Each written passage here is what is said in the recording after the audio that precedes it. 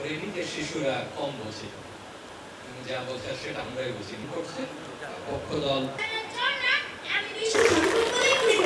কিন্তু আপনারা কি মুখে হাত দিয়ে বলতে পারবেন পলিথিন পরিবেশের জন্য দেয়ালে দেয়ালে লিখে রাখতে হয় এখানে প্রস্তাব করা নিষেধ, কিন্তু তাতেও কি কাজ হচ্ছে? আমার প্রতিপক্ষের বন্ধুরা বেশ কার্যকর বলে প্রমাণ করতে চায়।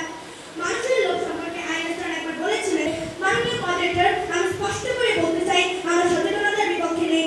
আমাদের পানি দূষণের মূল কারণ হচ্ছে আপনার হচ্ছে এই যে বর্জ্য ব্যবস্থাপনা। আমাদের যে ইটি প্ল্যান্টগুলো আছে সেগুলো সঠিকভাবে কাজ করছে না। সেটা আপনার ঢাকার বুড়িগঙ্গা বলেন, শীতলক্ষা বলেন, তুরাগ বলেন, সবগুলো নদীতেই এই ধরনের সমস্যা হচ্ছে। আমরা ইতিমধ্যে কয়েকটা উদ্যোগ নিয়েছি, যেমন আমরা দায়িত্ব নেওয়ার পরপরই আমাদের যতগুলো পাওয়ার প্ল্যান্ট আছে সবগুলোকে আমরা অনলাইনে ট্র্যাকিং, তারা এটিপি তারা মেনটেন করছে কিনা।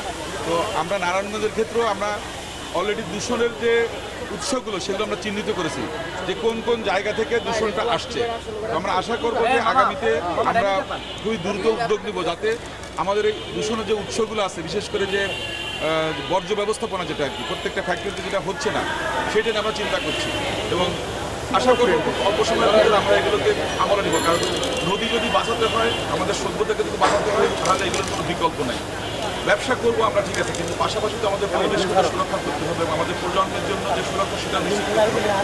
আমরা জানি যে এই সরকার পরিবেশ ব্যাপারে অত্যন্ত আন্তরিক। আমরা গাছ লাগানোর মতো বা নদী খননের মতো বা খাল খননের মতো প্রোগ্রাম আমরা নিয়েছি। আমরা রিনিউয়েবল এনার্জিতে চিন্তা করছি। সুতরাং পরিবেশ সুরক্ষার জন্য বা আমাদের প্রকৃতিভাবে যে সমাধানগুলো আছে সেগুলোর জন্য আমরা অত্যন্ত আন্তরিক। আমরা চেষ্টা করবো এইসব ইন্ডাস্ট্রি যারা আছে, যারা এগুলো পরিশ্রম করছে, আমাদের পরিবেশ মাধ্যমে তাদের সঙ্গে বসে আলাপ আলোচনা করে সরকারের সহযোগিতা কীভাবে করা যায়। কারণ অনেকে আছে ইটিভি তারা চালাতে পারছে না। যেমন আমাদের যে ট্যানারি বর্জ্য আছে, এটা নিয়ে আমরা শিল্প মন্ত্রণালয় মিটিং করেছি, বাণিজ্য মন্ত্রণালয় মিটিং করেছি। ওখানে সেন্ট্রাল ইটিপি আছে একটা সিইটিপি, কিন্তু ওইভাবে কাজ করছে না, কারণ আমাদের যতটুকু লোড নেওয়া দরকার ততটুকু ওখানে নাই। তো সেগুলো নিয়ে আমরা কাজ করছি। আমরা আশা করবো যে অল্প সময়ের ভিতরে আমরা এগুলোকে অ্যাড্রেস করবো এবং আমরা চেষ্টা করবো এগুলোকে সহজ পর্যায়ে নিয়ে আসার জন্য, যেন আমাদের গ্রাম প্রকৃতি বা নদীর যে মৎস্য সম্পদ এগুলো যেন আমরা সংকট আছে, দপ্তর আছে বা আমাদের সবগুলো জায়গায় আছে, সরকার জায়গায় পরিবেশের যে আমাদের আমরা দেখেছি কোনো জেলাতে 2 জন আছে বা 3 জন আছে। বাট যদি আন্তরিক হয় তাহলে অনেকটাই করা সম্ভব, কারণ এখানে জেলা প্রশাসন কিন্তু আমাদের প্রত্যেকটা উদ্যোগের পাশে থাকে।